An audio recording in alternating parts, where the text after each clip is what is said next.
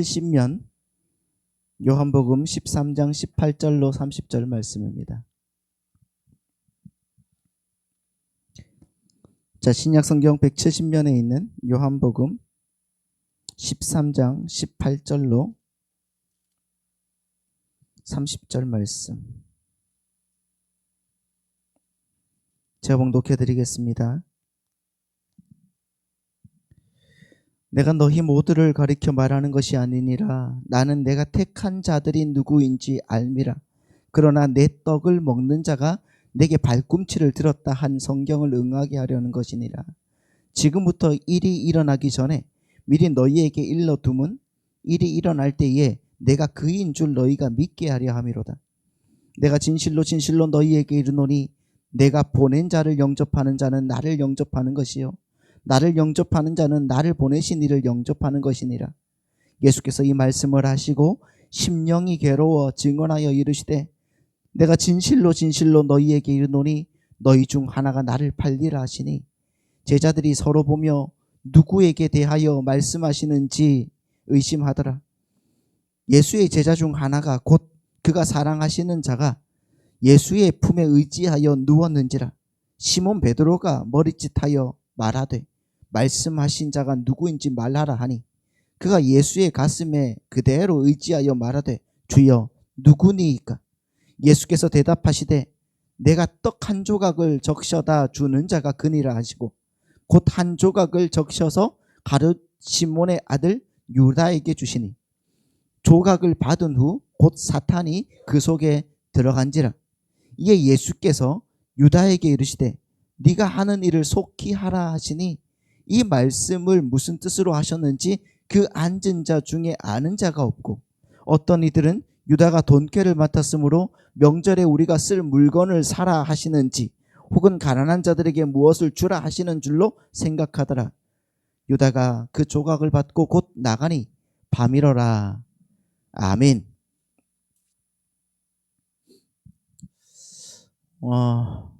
우리가 지난주에 유다가 어떤 사람이었는가에 대해서 생각을 해봤었습니다. 유다는 어떤 사람이었는가? 유다는 가룟이라고 했죠. 가룟 유다. 이 가룟이라는 말은 시카리, 즉 열심당원이다 하는 말이었어요. 열심당원이었다. 그러나 그는 하나님 나라에는 별 관심이 없고 오직 자기 민족이 로마의 압제와 시련에서 벗어나서 다윗의 왕국이 이룩되기를 원하는 독립운동가였다라고 말씀을 드렸습니다. 그렇죠? 그래서 그는 예수님이라는 그 희대의 지도자, 그러니까 그 심지어 기적도 일으키는 신통한 능력을 가진 그 사람의 제자가 되어서 그분을 이용해서 찬란한 다윗의 왕국을 이루고자 했던 사람이 바로 유다였어요. 근데 그는 하나님의 은혜를 받을 수 있는 사람이 아니에요. 받지 못한 사람이었습니다. 그래서 예수님이 오신 목적이 뭔지를 모르고 끝까지 자신의 생각을 고집하고 살았던 사람이었어요. 그래서 여러분 오늘 본문을 보시면은 창세전에 유기된 자로 선택된 유다와 창세전에 하나님의 백성으로 선택된 베드로와 요한이 대조적인 모습으로, 오늘 말씀 보셨잖아요. 13장 18절에서 30절 말씀까지 딱 보면은 유다와 베드로와 요한이 가운데로 그려져서 하나는 뭐예요? 유기된 자가 되고 하나는 선택된 자가 되었어요. 그렇게 대조적인 모습으로 그려지고 있단 말입니다. 그러니까 이 말씀은, 오늘 이 본문의 말씀은 구원 사이에 있어서 하나님의 절대 주권과 인간의 그 무력함을 다시 한번 우리에게 확인시켜 주시는 말씀이다라는 거죠. 여러분, 지난주에도 우리가 보셨던 것처럼 우리의 어떤 성품이나 아니면 능력이나 재능이나 열심의 차원에서 보면은 별반 다를 것 없어요. 별반 다를 것 없는 이 두 종류의 사람들이, 어떤 사람은 창세전에 하나님의 택하심을 받아서 선택이 되어서 예수님의 품을 의지해서 기대어 있고, 그리고 13장 1절 말씀을 보시면 뭐라고 그래요? 예수님께서 그들을 끝까지 사랑하셨다, 이렇게 말. 끝까지 사랑받는 자가 되는 것이고요. 또 어떤 사람은 하나님의 선택에서 제외되고 유기되는, 그래서 밤에 나가서 예수님을 팔아버리게 되고 영원한 지옥의 불길 속으로 침잠해가는 그 극명한 대조를 보면서 여러분 지금 여기에 모여서 예배하는 우리의 모습은 어떤 모습인가를 생각을 해봐야 된다는 것입니다. 보십시오. 원래 우리의 모습이 바로 저 유다의 모습이 아닙니까? 제가 보기에는 우리 교회만큼 고집이 센 사람들이 많은 곳이 없는 것 같아. 아닙니까? 고집은 그렇게 세요. 아무튼 저기 허씨도 있고요, 최씨도 많고요. 아무튼 또 뭐 안씨도 장난 아니다면서요. 자, 아무튼 그래, 이렇게 고집이 그렇게 고집이 센데 어떻게 하나님께서 우리를 택하셨는지 한번 생각을 해보세요. 그렇게 극명한 주님의 은혜가 우리의 삶에 보여지게 되는 거란 말입니다. 하나님께서 우리를 베드로와 요한의 상태로 만들어 주셨다는 것을 믿으시기 바랍니다. 그래서 우리는 우리에게 하나님의 그 말씀을 알게 하시고 그 빛을 보게 그 볼 수 있는 그 눈을 허락하신, 그 우리를 창세전에 택하신 그 하나님의 그 무한하신 은혜에 겸손하게 무릎을 꿇을 수밖에 없다는 거죠.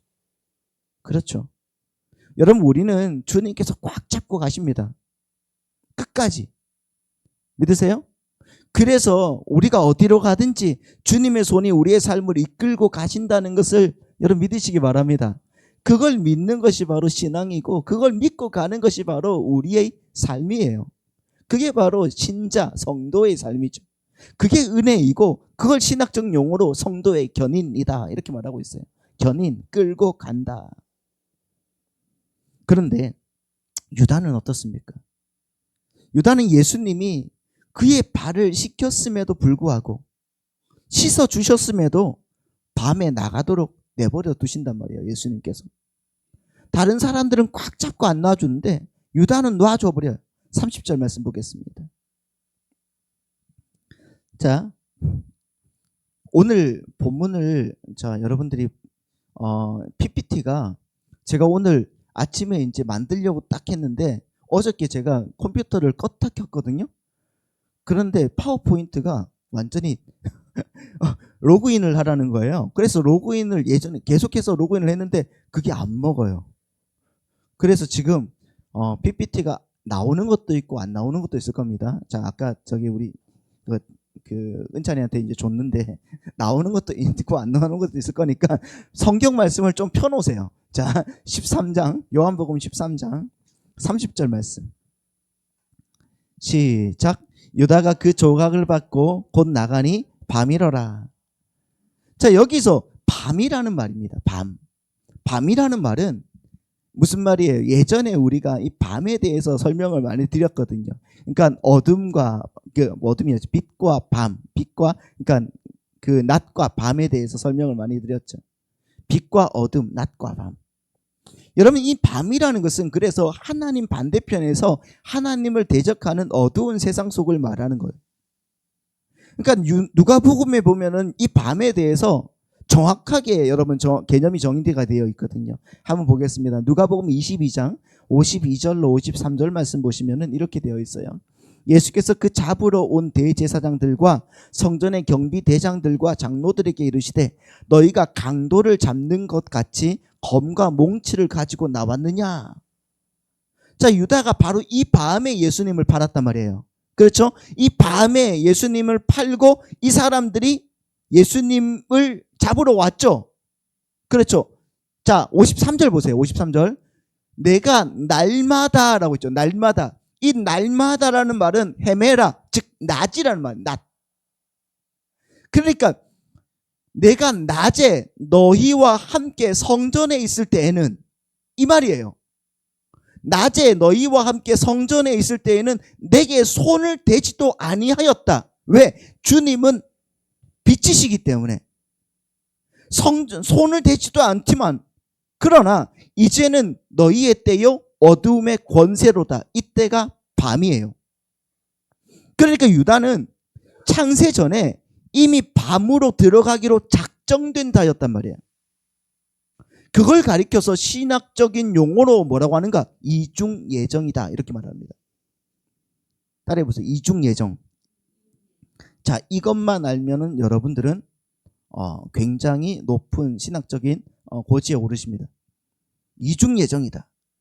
그러니까 하나님께서 유기된 자들까지도 미리 어떻게 했다? 정하셨다는 겁니다. 유기될 자들까지도. 거기에 대해서 동의하지 못하는 분들도 많은 걸로 알고 있는데, 근데 여러분 이 이중예정이 아니면은 하나님의 역사가 이해가 되지 않습니다. 한번 생각을 해보십시오. 여러분 예수님은 하나님의 아들이시죠? 믿으십니까? 하나님의 아들이라는 것은 예수님은 모든 것을 다 알고 계신다는 의미예요. 자기가 어떻게 될지를. 그래서 자기가 십자가에 못 박힌다는 것까지 다 아시잖아요. 맞아요? 틀려요? 맞죠? 그러면 왜 주님이 유다를 굳이 당신의 제자로 받아들이셨을까? 한번 생각을 해보세요. 주님은 유다가 처음부터 마귀라는 그 사실을 알고 계셨단 말이에요. 그러면 그냥 깔끔하게 제자로 받아들이지 말고 그냥 밖에서 저거 놀다가 지옥으로 떨어지게 놔두면 되는데 왜 발까지 다 씻어주고 밤으로 나가도록 그렇게 놔두셨을까? 왜 그렇게 했을까요? 18절 말씀 보십시오. 3장 18절 13장 18절. 자, 보시면 이렇게 되어 있으면 내가 너희 모두를 가리켜 말하는 것이 아니니라. 나는 내가 택한 자들이 누구인 줄 알미라.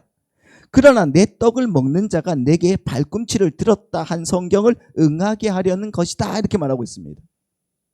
보십시오. 그 이유는 이미 성경에 유다라는 존재와 그 유다가 할 일이 기록되어 있기 때문에 주님은 유다를 제자로 받아들이신 것이고 그가 자기 뜻대로 밤에 나가도록 허용하신 거예요. 여기서 내 떡을 먹는 자라는 말은 나와 굉장히 친한 자라는 의미예요. 자, 내 떡을 먹는 자, 나와 굉장히 친한 자. 그러니까 예수님은 유다와 친했다 안 친했다? 친했어요. 자기를 팔 줄로 알았던 사람인데 그래도 예수님은 그를 어떻게 했다고요? 친하게 정말 주님의 그 아들처럼 제자처럼 그렇게 여겨줬단 말이에요. 자, 이 말씀이 어디 있는가? 응하게 하려 합니다 이렇게 말하고 있으니까 이 말씀이 어딘가에 있겠죠. 이 말씀이 어디 있는가? 자, 시편 41편 말씀 보겠습니다. 41편 9절 시작. 내가 신뢰하여 내 떡을 나눠 먹던 나에 가까운 친구도 나를 대적하여 그의 발꿈치를 들었나이다. 그렇죠? 근데 이 사람이 누군가? 자, 내가 신뢰하여 내가 누구예요? 내가 다윗이죠. 다윗. 자, 시편 41편 1절 말씀 보겠습니다. 1절 말씀 보면 가난한 자를 살피시는 자에게 복이 있으며 재앙의 날에 여호와께서 그를 건지시리로다 이렇게 말하고 있습니다. 자, 1절 말씀을 잘 번역하면은 이 말씀이 어떻게 번역돼야 되냐면 가난한 자들을 보살피는 복된 자여라고 번역이 돼야 돼요. 원래라고 하면 가난한 자를 보살피시는 자에게 복이 있으며라가 아니라 가난한 자를 보살피는 복된 자여. 그러니까 참된 복인 누구로 이 땅에 오셨어요, 여러분? 예수 그리스도로 오셨죠. 그런데 그 복된 자가 그의 가장 가까운 친구에게 배신을 당하는 곤란한 처지에 놓이게 되었어요. 그리고 그러한 친구의 배신으로 순환을 받고 참된 승리자의 자리로 등극하게 되는 거죠. 맞습니까? 여러분 시편 41편은 누가 쓴 거라고요? 다윗이 여러분 시편 전체가 시편 5권으로 되어 있거든요. 1권, 2권, 3권, 4권, 5권. 5권으로 되어 있는데 이 시편 41편은 1권의 마지막이에요.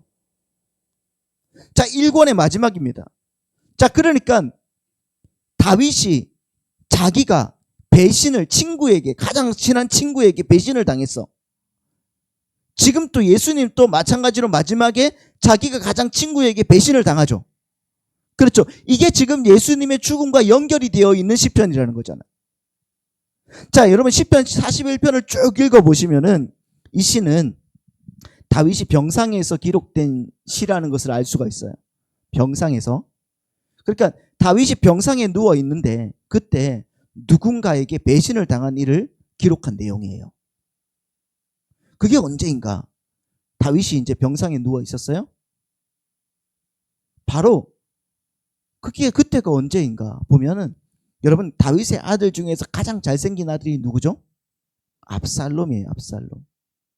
그 압살롬에게 배신을 당했을 때 이야기입니다. 즉 이 시는요, 다윗이 아들 압살롬에게 박해를 받았을 때 쓴 시란 말입니다. 압살롬은 다윗이 오랫동안 병상에 누워 있을 때 그 기회를 엿봐서 이스라엘 백성들에게 공정한 재판관으로 자기를 자처하면서 이스라엘 국민들의 그 지지를 얻어냈고, 급기야 다윗의 가장 친한 친구 중에 한 사람이었던 아히도벨이라는 사람이 있었어요. 그 아히도벨이라는 사람과 함께 반역을 일으켰습니다. 그렇게 다윗이 가장 신뢰하였고 가장 사랑했던 그 아들 압살롬과 다윗이 그렇게 신뢰했던 친구 아히도벨이 배신을 함으로써 다윗은 병상에서 일어나 신발도 못 신고 도망가는 그런 신세가 된 거예요. 하지만 성경을 보면 다윗은 끝까지 그 아들 압살롬을 어떻게 해요? 보호하려고 해요. 사랑해요. 하지만 압살롬은 요압에게 쫓겨서 달아나다가 그의 머리가 상수리 나무에서 딱 걸려버려요. 그래서 그 말은 지나가고 거기에서 대롱대롱 하고 있는데 그 요압이 그의 심장을 찔러서 죽이죠. 그리고 아히도벨은 목을 메어서 자살을 합니다. 생각을 해보세요. 이거 유다의 모습과 아주 비슷하지 않습니까? 자기를 배신한 사람들의 그 최후가 비슷해요. 유다도 목매달아 죽잖아요. 그렇게 죽은 압살롬에게 다윗이 어떻게 하는지를 한번 보십시오. 자, 사무엘하 19장 4절 말씀 봅니다. 시작. 왕이 그의 얼굴을 가리고 큰 소리로 부르되 내 아들 압살롬아 압살롬아 내 아들아 내 아들아 하니. 여러분 복이 있는 자의 상징이잖아요. 다윗이. 복이 있는 자의 상징이었던 다윗이 이 세상의 복을 쫓아서 자기를 배신한 아들의 이름을 애타게 부르고 있죠. 그렇죠? 이게 여러분 예수님과 유다의 모습인 거예요. 하지만 압살롬과 아히도벨은 가룟 유다와 마찬가지로 하나님의 은총을 받을 수 없는 자들이 되고 말아요. 여기서 여러분 발꿈치를 들었다라는 말은요, 직역하면은 그가 발꿈치를 크게 만들었다라는 의미예요. 발꿈치를 어떻게 크게 만들어요? 발꿈치를 크게 만들었다라는 의미인데 이 말은 종이 주인을 그 자기의 큰 발로 차버리는 것을 의미합니다. 자, 작은 사람이 큰 사람을 자기의 발로 큰 발로 차버리고 그 도망가는 모습에서 따온 거라고 얘기해요. 그래서 그 마르틴 루터는 이 구절을 번역하면서 이렇게 말해요. 그가 발로 그를 밟았다라고 의역을 합니다. 그러니까 여러분 언약의 후손은 이 세상에서 악의 세력의 발꿈치에 밟히는 모습으로 당하게 되어 있다는 거예요. 하나님의 선택된 자들은 이 세상에서 악의 세력의 발꿈치에 밟히는 모습으로 되어 있다는 겁니다. 결국 그것이 하나님의 뜻 안에서 승리로 결론이 난다는 말이에요. 할렐루야. 그러니까 너무 염려할 필요가 없다. 성경이 메시아를 배반하는 이 세상을 상징하는 압살롬을 어떻게 말하는지를 한번 보십시오. 자, 사무엘하 14장 25절 말씀. 시작. 온 이스라엘 가운데에서 압살롬 같이 아름다움으로 크게 칭찬받는 자가 없었으니 그는 발바닥부터 정수리까지 흠이 없음이라. 그렇게 무슨 말이에요? 이 압살롬은 이스라엘 전체 가운데서 가장 잘생겼고, 그렇죠, 똑똑하고 지혜가 있었고 지도력까지 갖춘. 그래서 여러분 심지어 이렇게 말하잖아요. 발바닥부터 정수리까지 흠이 없는 굉장한 수제였다.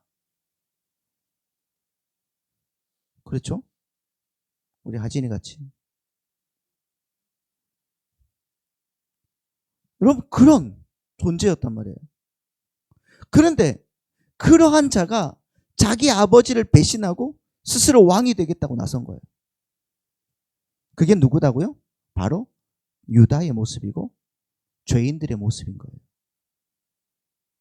여러분 생각을 해보십시오.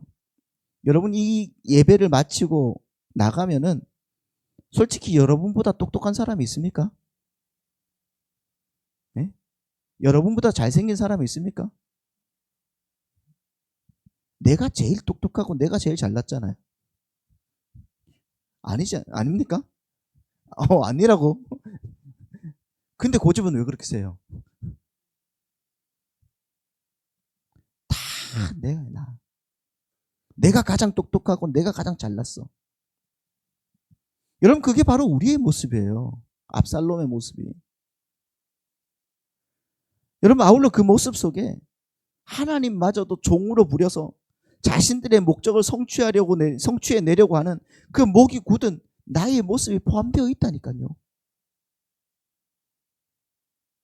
창세기 3장 1절에 보시면은 에덴 동산에서 뱀이 가장 간교했다 이렇게 말하고 있어요.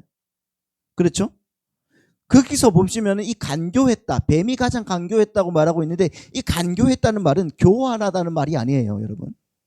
이 간교했다라는 말은 현명하고 지혜롭다는 말이에요. 아름이라는 말이에요. 현명하고 지혜롭다. 그러니까 뱀은 에덴 동산의 짐승들 중에서 아주 뛰어난 짐승이었단 말이에요. 현명하고 지혜로운 짐승. 그래서 하와가 뱀하고 어울렸던 거예요. 그때 당시 여러분 사람은 그 어떤 존재들보다 뛰어난 존재였단 말입니다. 근데 그와 비등비등하게 있던 그 말할 수 있는 그런 존재가 있었는데 그게 바로 뱀이었다는 거예요. 그렇게 뛰어난 하나님 앞에서조차 자신의 잘남을 인정받고 싶어서 하는 그들이 그 아버지의 머리를 밟아보겠다고 나선 거잖아요. 그러나 결국 그 전쟁은 어떻게 됩니까? 아버지의 승리로 끝이 나고 그 배신자들은 처참한 결국을 맞이하게 되는 거잖아요. 에덴 동산에서. 그렇게 인간들은 하나님 아버지 앞으로 강한 자로 서려고 하면 안 된다는 것입니다. 우리의 약함에서 하나님의 강함을 드러내는 거예요. 우리의 약함에서 하나님의 강함이 드러나야 하는 것이 바로 창조의 질서라는 말이에요. 그것이 바울의 신학 중에 바울의 신학의 중요한 축이기도 하죠. 약할 때 강함 대신에. 할렐루야. 인간이 하나님 앞에서 아름답고 지혜롭고 용감하고 유명한 자로 서게 되면은 여러분 바로 그것이 곧바로 타락의 길로 접어드는 길이에요. 그게 어디에서 나와요? 창세기 6장에서 노아의 시대 때 나오는 거잖아요. 하나님 앞에서 네피림, 즉 거인, 유명한 자, 용사, 그러한 자들이 생기니까 하나님이 이 세상에 사람의 죄악이 관영함을 보시고 싹 어떻게 해요? 쓸어버리시겠다는 생각을 갖게 되셨잖아요. 근데 그 중에 하나님의 은혜를 입은 그 노아만이 하나님에 의해서 건짐을 받게 되는 것입니다. 맞죠? 이게 여러분 오늘 본문의 이야기이고 여러분 성경 전체의 이야기가 되는 거예요. 하나님의 백성은 여러분 하나님 앞에서 용사요, 유명한 자요, 아름다운 자요, 거인으로 서는 것이 아니라 하나님 나는 먼지에 불과하고 티끌에 불과하고 아무것도 아닌 자요, 순종하는 자요, 그 순종하는 자로 서게 되어야 되는 거예요. 믿으십니까? 그걸 가리켜서 성경에서 말하는 자기 부인이라고 하는 겁니다. 근데 유대인들은 어떻게 했죠? 하나님 앞에서 용사인 척, 하나님 앞에서 뭔가 되어 있는 척, 그렇게 내가 율법을 다 지켰다고 너스레를 떠는 것 아닙니까?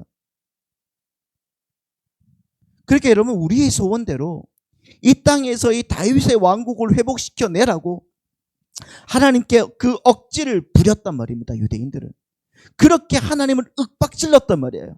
그러다가 결국 하나님이신 주님을 로마에 팔아먹었어요. 자신들의 요구를 들어주지 않는 자는 그가 하나님일지라도 용서가 없는 거예요. 그 사람들에게는. 근데 그것을 우리에게 한번 대입해 보시라고요. 우리는 어떻습니까? 우리는 주님 앞에서 용차인 척, 거인인 척, 유명한 자인 척 그렇게 행사하고 있지는 않습니까?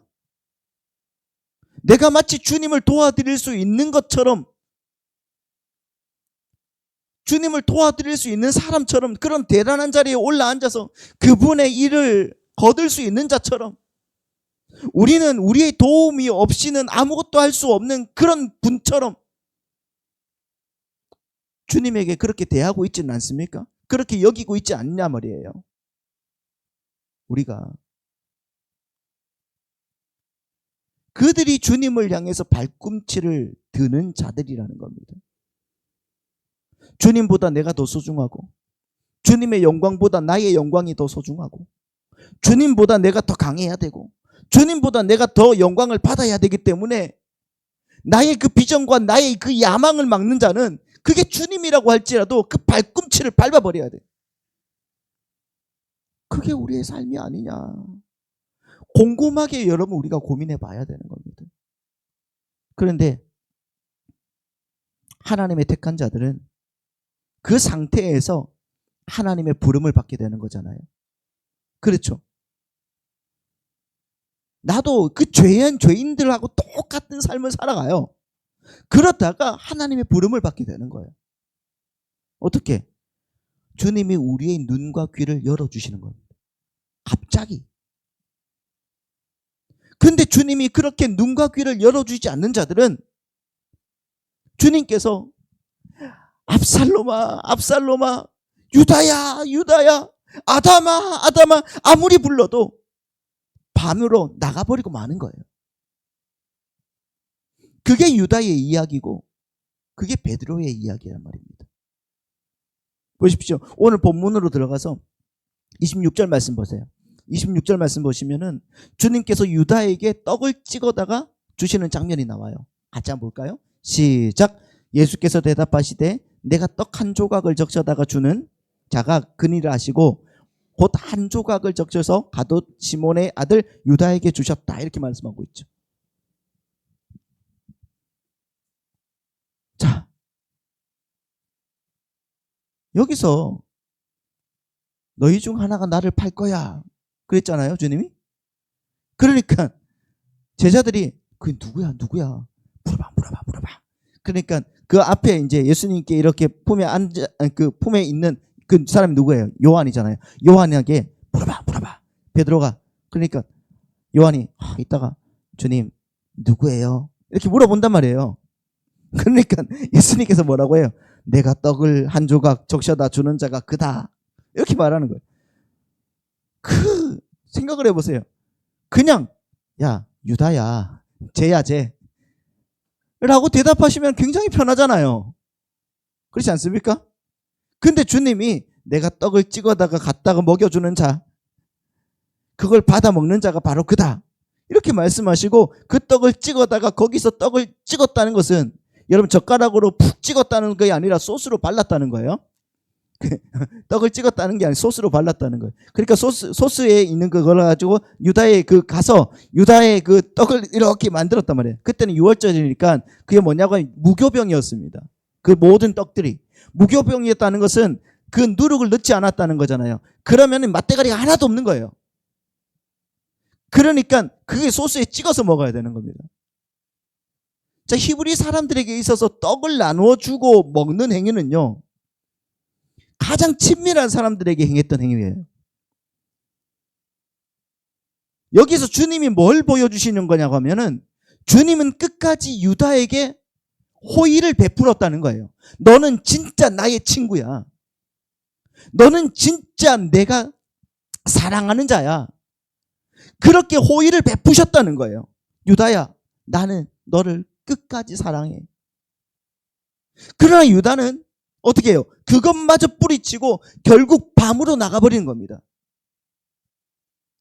여러분, 죄의 집요함과 어두움을 보여주는 거죠. 그게 죄인들의 실존이라는 거예요.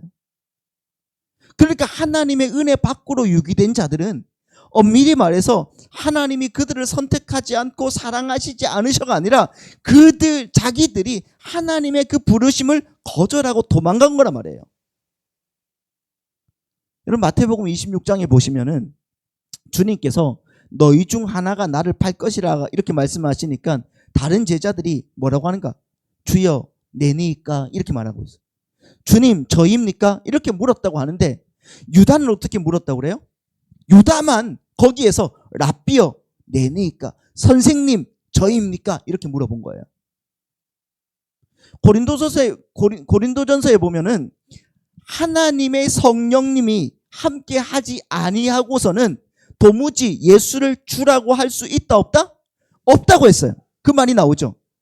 그러니까 여러분 마태는 일부러 유다의 이야기에서는 주여 내니까 라는 말을 빼버린 거예요. 그리고 거기에서 랍비여 선생님이여 라는 말을 끼워 넣은 거예요. 원래 얘는 원래부터가 이랬다는 거예요. 그와 반대로 보세요. 똑같은 종류의 인간이었는데 하나님의 은혜를 입어서 구원에 이르게 되는 한 사람이 오늘 본문에 나오죠. 그 사람이 누구라고요? 베드로예요. 베드로. 그도 역시 여러분 이 세상의 그 다윗의 왕국의 회복을 기다린 사람이었습니다. 오죽하면은 주님께서 당신의 죽음을 정식적으로 공표하시니까 그 세족식 현장에서도 뭐라고 그래요? 내가 크니 네가 크니 싸웠단 말이에요. 그 주도인 사람이 누구겠어요? 그 베드로였습니다. 베드로는 여러분 그 다른 열한 제자, 열제자 한 사람 빼니까 열제자들의 그 대표로 그 유다의 대처점에서 또 다른 그 모델로 등장하는 거예요. 이걸 잘 이해하셔야 됩니다. 제가 지난주에 유다가 다른 열한 제자의 대표다 이렇게 말씀을 드렸잖아요. 그 말은 그들의 실상이에요. 실상. 하나님의 은혜가 임하지 않았을 때의 그들의 실상이 바로 유다의 모습이었다는 거예요. 그런데 하나님의 은혜가 임하게 되었을 때 그 나머지 열 제자의 실상은 바로 베드로로 대표되고 있는 거예요. 유다가 모든 제자, 다른 모든 제자들을 대표해서 너희들은 모두 이렇게 죽어야 될 자이다라는 것을 보여주는 모델이 되었다면 베드로는 뭐예요? 그럼에도 불구하고 그들을 살려내시는 하나님의 은혜의 수혜자로 대표되는 거죠. 그도 역시 자신의 욕망을 이루기 위해서 유다처럼 주님의 그 죽으심을 말렸단 말입니다. 똑같이 말렸어요. 오히려 베드로는 어떻게 했어요? 꾸짖었어요. 주님을. 마태복음 16장에 보면은 내가 이제 십자가에 못 박힐 것이다 예수님께서 말씀하셨는데 그때 베드로가 뭐래요? 주님을 간하여 이르되, 그때 간하여 이르되가 뭐냐고 하면 꾸짖다는 거예요. 멱살을 잡았다는 말이에요. 멱살을 잡았다. 주님 당신이 죽으면은 나는 어떡합니까? 그 말이에요. 베드로가 주님을 확 잡아챈 다음에 꾸지르면서 왜 죽는다고 그래요? 왜 죽는다고? 말도 안 되는 소리 하지 마세요. 당신이 다윗의 왕국을 회복시켜야지. 그럴 때 주님께서 뭐라고 하셨다고요? 사탄아 내 뒤로 물러가라. 그때 베드로가 사탄이 됐단 말이에요. 사탄이.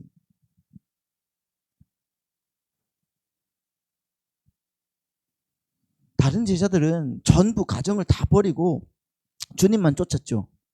근데 베드로는 자기 아내를 데리고 다녔어요. 사도 바울이 그렇게 얘기하잖아요. 나중에 나도 베드로처럼 게바처럼 그 자기 아내를 데리고 다닐 권위가 없겠느냐, 권리가 없겠느냐. 그렇게 다녔단 말입니다. 그러면서도 예수님을 꾸짖어서 이야기했습니다. 죽으면 안 된다는 거예요. 예수님이. 당신 죽으면 안 돼요. 그러면 내가 버리고 온 것들과 내가 손해본 시간들 그거 어떻게 된 겁니까? 그러니까 여러분 베드로는 솔직히 말하면 유다보다 더한 인간이죠. 아닙니까? 베드로에 대한 환상을 버리십시오. 그때 주님이 그랬잖아요. 마귀야 사탄아 물러가라. 그런데 그 주님께서 잡히시던 밤에 갑자기 주님이 그러잖아요. 이 중에 하나는 마귀니라 그런단 말이에요. 그게 오늘 본문이에요. 이 중에 하나는 마귀니라. 그럼 누가 가장 마음에 찔렸겠어요? 베드로예요. 당연히 베드로죠. 베드로는 얼마 전에 주님께서 이 사탄아 물러가라. 사탄이라는 소리도 분명하게 들었는데, 그러니까 뭐예요? 주님을 파는 자가 난가? 난가? 그래서 주님께 그 주님의 품에 있던 안겨 있던 요한에게 눈짓을 하면서 누군지 물어봐 그런 거예요. 물어봐. 분명 자기인 것 같거든. 뿐만 아니라 주님을 판 유다가 자신의 행동을 뉘우치고 그는 무죄다 이렇게 하고 성소에 돈을 집어던지고 목을 메어서 죽었을 때 베드로는 어떻게 했습니까? 주님의 면전에서 주님을 3번이나 부인하고 있었어요. 나중에는 예수님과 베드로에게 예수님의 눈이 베드로의 눈과 마주쳤단 말이에요. 그렇죠? 한번 생각을 해보십시오. 그 정도면은 베드로는 솔직히 유다보다 더 형편없는 사람임에 틀림없죠. 그는 닭 울기 전에 3번이나 주님을 부인한 자신의 그 나약하고 부끄러운 모습이 백일화의 폭로가 되니까 나 같은 게 무슨 주님의 제자냐 하면서 어떻게 해요? 고향으로 돌아가서 고기를 잡아요. 물고기를 잡으러 갑니다. 근데 주님께서 그를 찾아가시죠. 그러시고는 어떻게 합니까? 그에게 물어요. 네가 나를 사랑하느냐? 솔직히 여러분, 만일 자존심이 강한 유다 같았으면은 그때 어떻게 대답하겠습니까? 네? 주님, 제가 어찌 감히 이런 일을 저지르고도 주님을 사랑한다고 말할 수가 있겠습니까? 저는 그럴 자격이 없습니다 라고 얘기했을 것 아닙니까? 그게 유다죠. 근데 베드로는 어떻게 했습니까? 네가 나를 사랑하느냐? 그러니까 그럼요, 당연하죠. 아무리 생각해봐도 이건 나쁜 사람이에요. 뻔뻔스럽지 않아요? 뻔뻔스러워. 그렇게 보면 인간적으로 유다가 더 멋있어 보이잖아. 네? 내가 저지른 죄는 내가 다 책임지겠다는 거예요. 근데 베드로는 금방 자기가 예수님을 부인해놓고 심지어 저주하면서까지 부인해놓고 제가 주님 사랑하는지 아시잖아요. 말도 안 되는 소리를 하고 있단 말입니다. 근데 여러분, 구원은 바로 그런 거란 말이에요. 구원이 바로 그런 거예요. 구원은 우리가 주님의 부르심에 멋지게 반응해서 우리에게 주어지는 게 아니에요. 그것이 아니라 주님께서 끝까지 우리를 놓지 않으시고 끝까지 사랑하심으로 인해서 면목 없이 우리에게 주어지게 되는 것이 바로 구원이라는 겁니다. 몇 번이나 여러분들께 말씀을 드렸던 게 이의 내용이죠. 그게 오늘 본문의 내용이죠. 요한복음 13장이 예수님께서 당신의 백성들을 사랑하시되 끝까지 사랑하셨다라고 시작합니다. 그리고 맨 끝에는 어떻게 나와요? 네가 나를 3번 부인하리라 라고 끝나죠. 너희들은 분명 나를 부인하고 말 거지만은 나는 끝까지 너희들을 사랑할 거야. 이게 13장의 내용이에요. 이게 구원이에요. 그래서 우리는 구원을 얻은 그 순간에 그 이후에도 수많은 시행착오와 실수와 넘어짐을 경험하고 있는 거예요. 경험하게 되는 겁니다. 그럼에도 불구하고 우리를 구원하신 하나님의 그 은혜의 크심이 우리 안에서 직접 경험이 되는 겁니다. 야, 어떻게 예수를 믿는다고 하면서도 이 모양 이 꼴이냐? 어떻게 나의 삶 속에서도 이렇게 아직도 해결되지 않는 것이 많아? 만약에 여러분들이 지금 그런 생각을 전혀 하지 않고 그래도 난 이 정도면 괜찮아. 이 정도면 주님께서 다 그래도 사랑할 만하지. 이렇게 생각하고 계시다면 그분은 가짜입니다. 확실합니다. 그분은 절대 구원받은 사람이 아니에요. 구원받은 사람은 끝까지 내가 하나님 앞에서 이렇게 어떻게 이러고도 구원을 받은 사람이 될 수가 있어 라고 자괴감을 가지고 사는 거예요. 그게 끝까지 사랑하시는 주님의 사랑하심 앞에 선 우리의 모습이어야 되는 겁니다. 겉을 볼 때는 그 모습이 아주 선하고 착한 모습으로 보일 수도 있겠지만은 우리 스스로에게는 그렇게 절대 느껴지지 않는단 말입니다.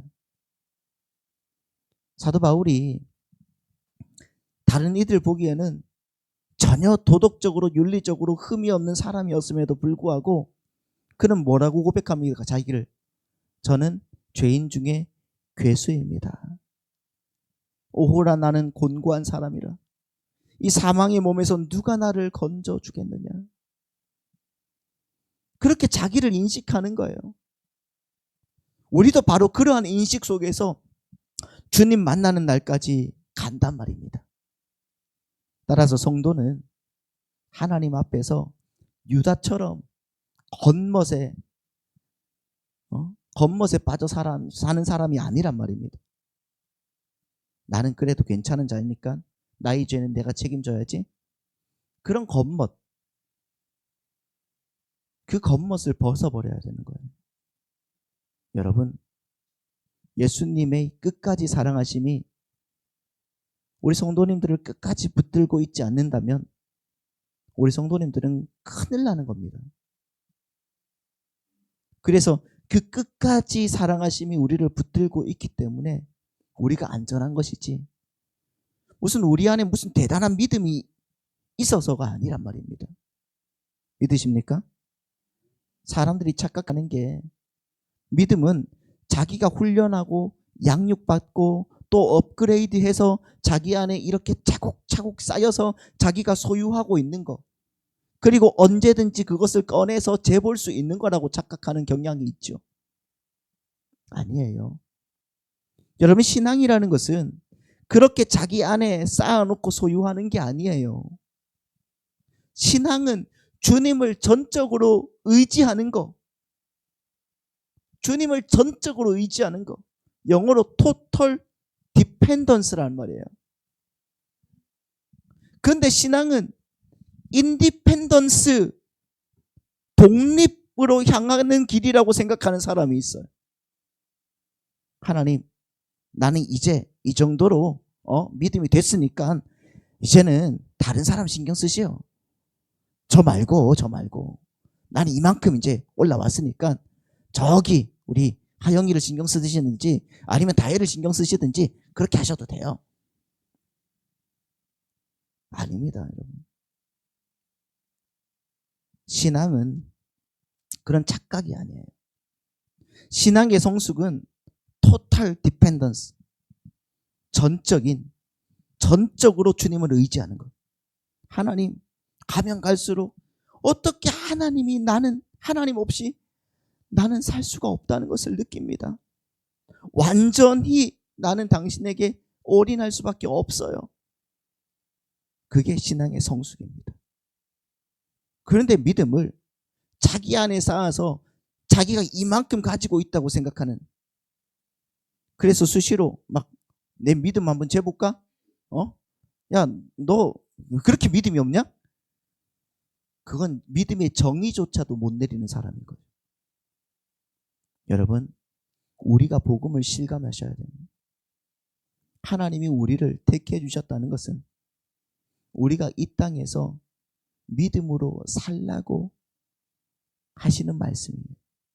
그렇다는 것은 그 믿음이 나를 지배해야 되는 것입니다. 그 은혜가 나를 이끌어 가야 되는 것을 의미하죠. 그래서 베드로는 그때부터 주님의 은혜에 의해서 가는 자가 된 것입니다. 예전에는 내가 띠를 띠고 내 마음대로 살았지만 나중에는 누군가가 띠를 띄워줘도 너는 네 마음대로 못 살아. 그게 주님께서 베드로에게 하신 말씀이고 그게 바로 우리에게 하시는 말씀이에요. 주님의 뜻대로만 갑시다. 그때 주님의 은혜가 여러분의 삶을 향하게 될 것이고 하나님의 놀라운 역사를 경험하게 될 줄 믿습니다. 이 시간에 한번 주님 앞에 다시 한번 기도하시므로 주님만 바라보는 우리가 되길 소망합니다.